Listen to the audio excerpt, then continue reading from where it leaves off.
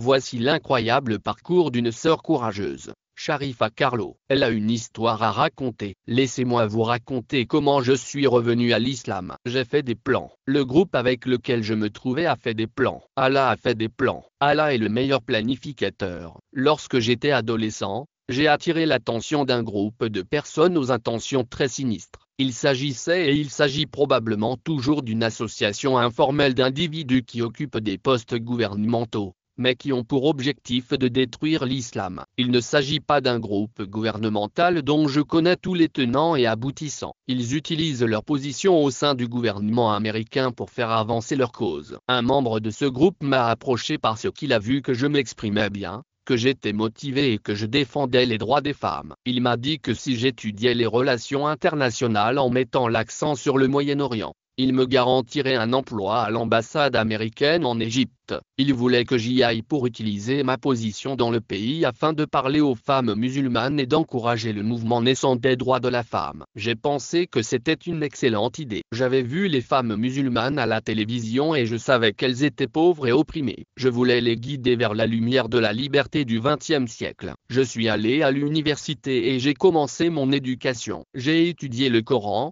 les hadiths et l'histoire de l'islam. J'ai également étudié la manière dont je pouvais utiliser ces informations. J'ai appris à déformer les mots pour en faire ce que je voulais. C'était un outil précieux. Cependant, j'ai commencé à être intrigué par le message de l'islam. Il avait du sens, mais il était très effrayant. Pour contrer cet effet, j'ai commencé à suivre des cours de christianisme. J'ai choisi de suivre les cours d'un professeur sur le campus parce qu'il avait une bonne réputation et qu'il était titulaire d'un doctorat en théologie de l'université de Harvard. Je pensais être entre de bonnes mains, mais je me trompais. Ce professeur était un chrétien unitarien. Il ne croyait pas à la Trinité ni à la divinité de Jésus.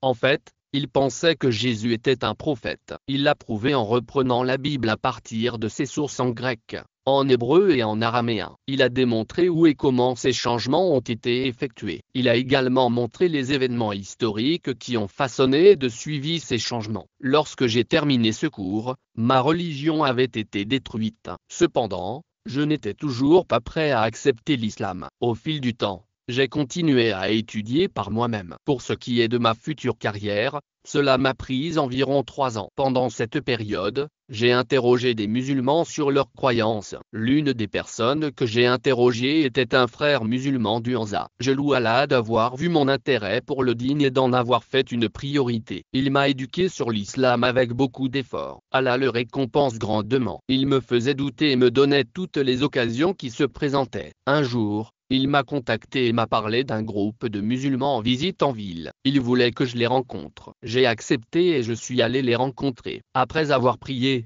on m'a conduit dans une pièce où se trouvaient au moins 20 hommes. Ils m'ont tous fait de la place et je me suis retrouvé face à face avec un vieil homme pakistanais. Ce frère était un homme très compétent en matière de christianisme. J'ai discuté et argumenté sur les différentes parties de la Bible et du Coran jusqu'au matin. Après avoir écouté cet homme sage me dire ce que je savais déjà d'après le cours que j'avais suivi sur le christianisme, il a fait quelque chose qu'aucune autre personne n'avait jamais fait. Il m'a invité à devenir musulman. Depuis 3 ans que je faisais des recherches, personne ne m'avait jamais invité. On m'avait enseigné, on avait discuté avec moi et on m'avait même insulté, mais on ne m'avait jamais invité. Qu'Allah nous guide tous. Lorsqu'il m'a invité, j'ai eu un déclic. J'ai compris que c'était le moment. Je savais que c'était la vérité et que je devais prendre une décision. Allah a ouvert mon cœur et j'ai dit oui. Je veux être musulmane. L'homme m'a fait réciter la shahada en anglais et en arabe. Je jure par Allah. Lorsque j'ai prononcé la shahada,